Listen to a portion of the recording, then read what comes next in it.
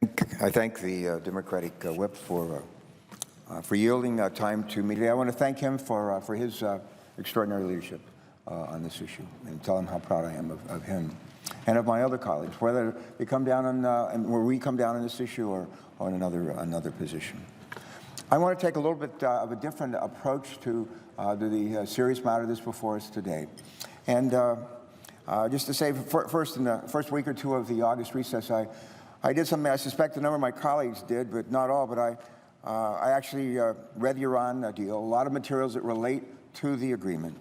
And after putting it down, my mind wandered back to another time and place, where there was an intense effort to end years of hostility and mistrust in the Middle East.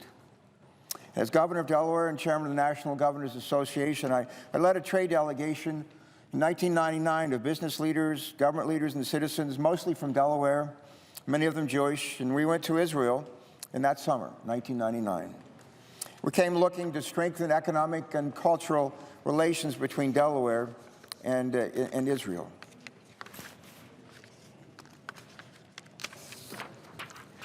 Briefed by the United States Department state officials, before departing on our mission, I also came looking for an opportunity to encourage Israeli and Palestinian leaders to seize the day and change their leadership in Israel in order to try and negotiate the two-state solution that always seemed just out of reach. Those opportunities came sooner than I ever expected. And shortly after we landed there, we were whisked off in Israel to a sprawling outdoor 4th of July celebration that was hosted by the U.S. ambassador to Israel. Among the guests there that day were former General Ehud Barak, who was about to become prime minister of the country, and Bibi Netanyahu, the man he defeated. Among other guests, the widow and daughter of the late Yitzhak Rabin, Labor Party leader Shimon Peres, former Prime Minister Yitzhak Shamir, General Ariel Sharon, and a remarkable assemblage of who's who in Israel.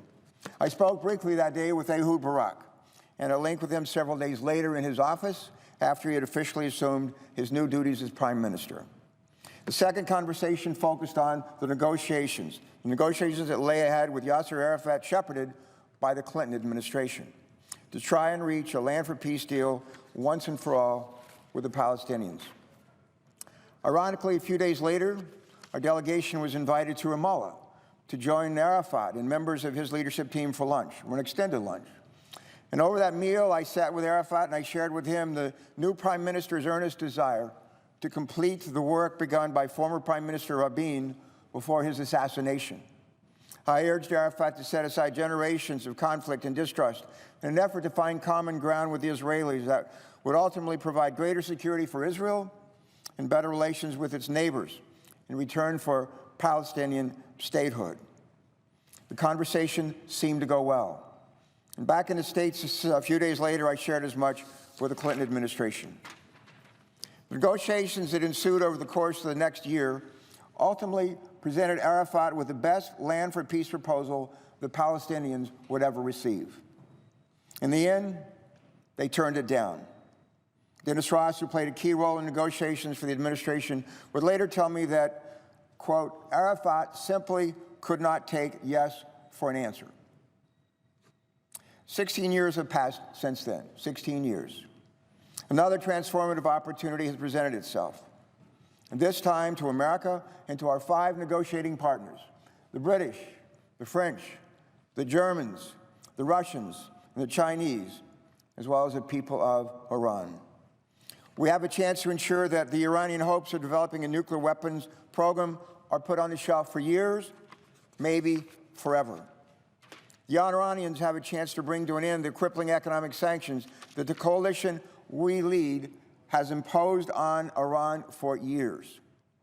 And the Iranians have an opportunity, another opportunity, and that is to shed their status as a pariah among the nations of this world and assume a position worthy of their history and their culture. Over the past 2 years, I've had countless meetings with people from Delaware and beyond our borders who fall on both sides of this issue. Some are vehemently opposed to any deal with Iran, and others believe we absolutely must have a deal in order to avoid a war. I came to support this agreement only after considering all these points of view, reviewing the text of the deal again and again, hundreds of additional pages of supporting documents, and taking in dozens of briefings from experts on Iran and nuclear proliferation. 2 years ago, negotiations produced an agreement that Israeli Prime Minister Netanyahu and most of our Republican colleagues denounced almost as soon as the ink was dry on it, and well before they ever read it. They said that America should reject the deal and negotiate a better one. Well, to that, let me just say, good luck. Last month, along with a number of our colleagues, I met here in Washington with ambassadors and representatives of the five nations who were our negotiating partners. To a person, they argued persuasively, I thought, that this is a deal we should not reject. In effect, they urged us to learn from Arafat's mistake, and this time, take yes for an answer. They're not the only ones who believe we should support this deal. There are dozens of former Israeli national security and military officials, including retired Israeli Navy Admiral Ami Alon. He's right here. He was effectively the CNO of the Israeli Navy, the person in charge of the Navy in the last decade. An old Navy guy, retired Navy captain, spent 23 years in the Navy. I was interested in what he had to say when he came to my state. And here's what he said, among other things. The Iran deal is the best possible alternative from Israel's point of view, given the other available alternatives. Now look, he's one significant Israeli leader who believes this is the right thing for Israel. As it turns out, there are dozens, actually scores, of former Israeli military leaders and intelligence leaders who agree with him. Not all, but a lot. And we should listen to their voices. I certainly have listened to him. To those who think there are dangerous people in Iran who want this deal so they can exploit it, I remind them that the Revolutionary Guard is vehemently opposed to this deal. A lot of the people I've talked to in Delaware in recent weeks think that, well, the Revolutionary Guard, the bad guys, if you will, the hardliners in Iran, well, they're for it. Well, as it turns out, they're not. Quite the opposite. Here's a photograph of Major General Mohammad Ali Jafari, commander of Iran's Revolutionary Guard. Here's what he said: "We will never accept it." That's not exactly a voice of endorsement for this agreement. I think this is all the more reason that we should vigorously enforce this agreement through the intrusive inspections regime that it mandates for the International Atomic Energy Agency to make for years to come, in order to ensure that the Iranians comply with every element required of them by this deal. This deal blocks 4 pathways to a bomb. Let me just mention what they are. First of all, a uranium facility at Natanz, blocked. Uranium facility at Fordow, blocked. Weapons-grade plutonium, blocked. Covert attempts to make a bomb, blocked. Intrusive and uncomfortable inspections. Sanctions relief only after Iran meets obligations. If they cheat, the economic sanctions, the harsh economic sanctions, snap back. Who can snap them back like that? We can. The United States and any of our negotiating partners as well. We don't need their concurrence. We can do it alone. Iran currently has 10,000 kilograms of enriched uranium and nearly 20,000 centrifuges. That puts them 2 or 3 months away from a nuclear bomb. Without a deal, it stays that way. Without a deal, it stays that way. With a deal, however, that enriched uranium stockpile must shrink to 300 kilograms, and Iran must cut their number of centrifuges by 2/3. And the ones they end up with aren't the advanced centrifuges, they're actually the most elementary centrifuges. That change blocks their pathway to a bomb, keeping them at least a year away for the next 15 years and maybe longer. Our negotiating partners also made the following critical points repeatedly. If, at the end of the day, the agreement is implemented and the Iranians violate its provisions later on, we will know it. We will know it by virtue of our own intelligence, the intelligence of our partner nations, and the intelligence of the Israelis as well. And when it becomes apparent, if it becomes apparent that the Iranians have cheated, any of the 6 of our nations can mandate the reimposition of an international economic sanctions regime against the Iran, the same crippling sanctions that brought them to the table 2 years ago, into this hard-fought agreement today. 35 years ago, the United States imposed sanctions against Iran that were largely unilateral. It was just us. And then we began ratcheting them up over time. Unilateral sanctions by the U.S. were clearly a nuisance to Iran, But they did not alone bring Iran to the table. Only sustained multilateral sanctions, joined in by our five negotiating partners and others around the world, succeeded in bringing Iran to the table in a mood to talk. In fact, under the agreement that's been negotiated, if necessary, they could be stood up, I said earlier, by the U.S. in their entirety, at our request, if we're convinced the Iranians are cheating. This agreement guarantees that if they're never needed again, any of the six of us can pull the trigger and reimpose them.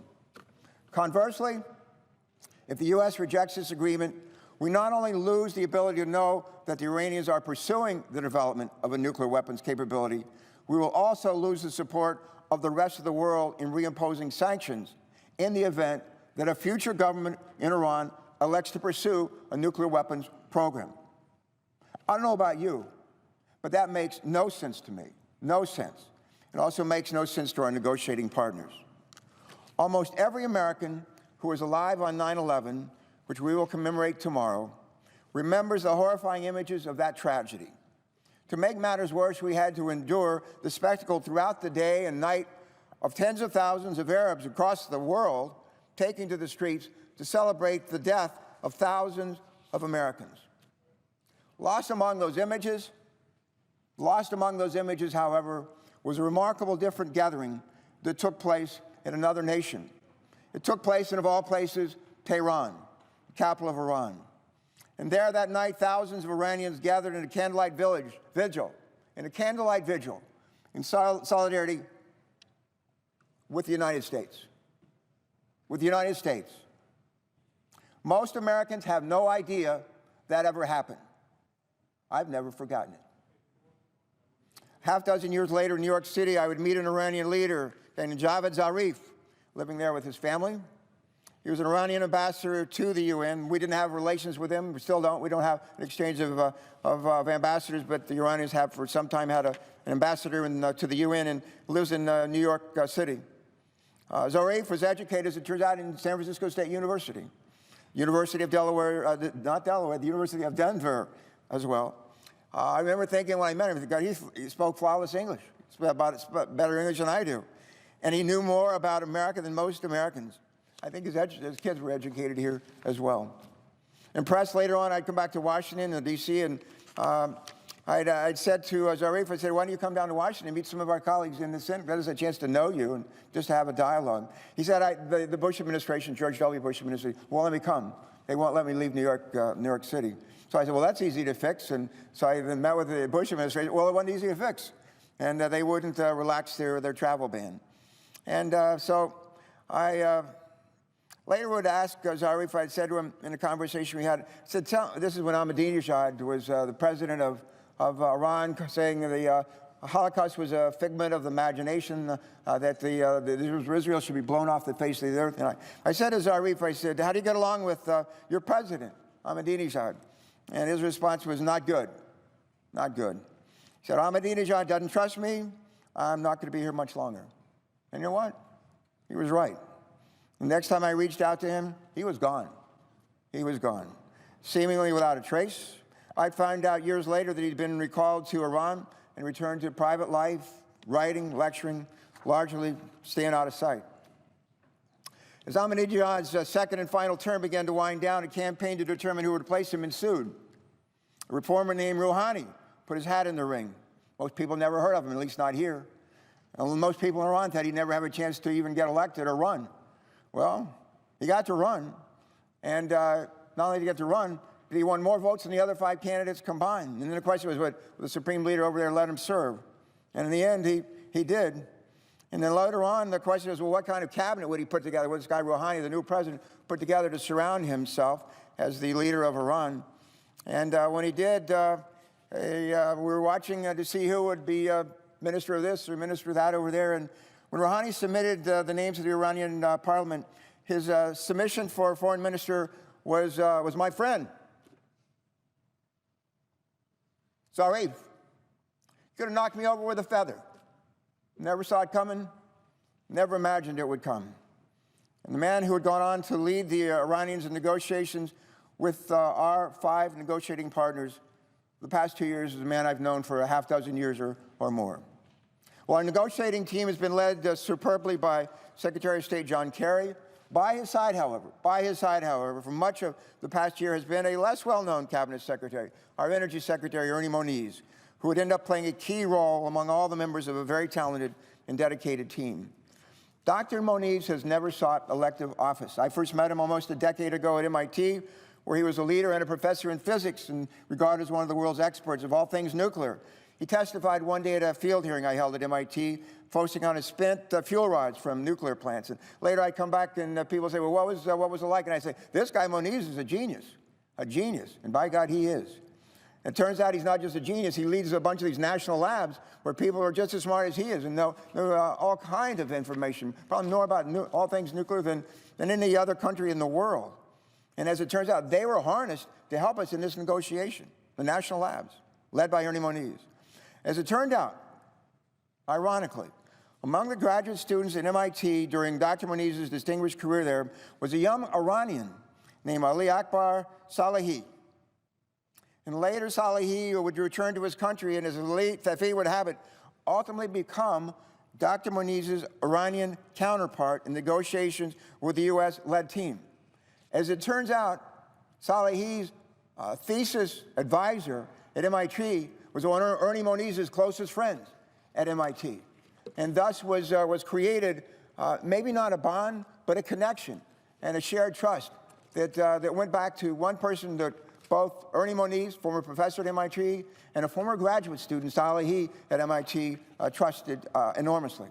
Well, it didn't take long for Secretary Moniz to make a profound impression during the negotiations. And shortly after he joined the team earlier this year, he gave the Iranians what some members of the U.S. team would later describe to me as a tutorial on all things nuclear, making it clear that, quote, they being the Iranians, had more than met their match. Adding Ernie Moniz to our team was, I think, a stroke of genius. And not only bringing him there, but the national labs as well. And in the countless briefings that he's participated in with House and Senate members, he has bolstered the credibility, probably as much as anybody, of the agreement and the confidence of many of us in it in ways that maybe no other American could do. Much has been made, in closing, let me just say, much has been made of whether we can trust the Iranians to do what they've committed to do. John Kerry, Ernie Moniz, and the other members of our team have made clear that the agreement that they and our 5 partners from the other nations have hammered out with Iran is not based on trust. Say it again, it's not based on trust. It is based, as we heard again on this floor, on mistrust. We realize that some future Iranian regime may well ponder whether to violate the agreement and launch another covert program to develop a non-peaceful nuclear capability. If they actually attempt to do that, the key questions are these. Will we know it?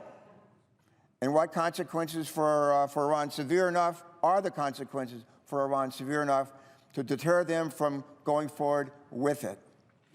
I am convinced the answer to both of those questions is yes. Today, Iran has much more than the hardline Revolutionary Guard whose influence has begun to wane. Iran today is a nation of 78 million people. Their average age is 25. Most of them were not alive in 1979 during the Iranian Revolution. They don't remember the brutal Shah we propped up for years and allowed to come to our country when he fell and his regime fell. This new generation of Iranians are ready to take yes for an answer. I think we should too. This is a good deal for America and our allies, and that certainly includes Israel, one of our closest allies. And oh yeah, I think it beats the likely alternative that could well be war with Iran, hands down. I'll close with this brief conversation.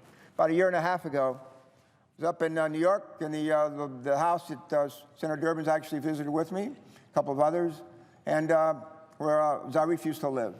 We had the opportunity to talk about the upcoming negotiations, and I said, Zarif, you and Iran have a choice. You can have a strong, vibrant economy for your country again, or you can have a nuclear weapons program. You cannot have both. You cannot have both. And we're not going to accept a nuclear weapons program. We have the ability to know if they cheat, they cheat, we have the ability to put right back in place these same crippling economic sanctions. And if that doesn't do the job, we have other alternatives at our disposal. Other alternatives at our disposal. Nothing's off the table.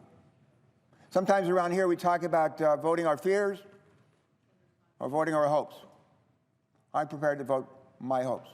I think the hopes for our nation and the Iranians as well. Thank you.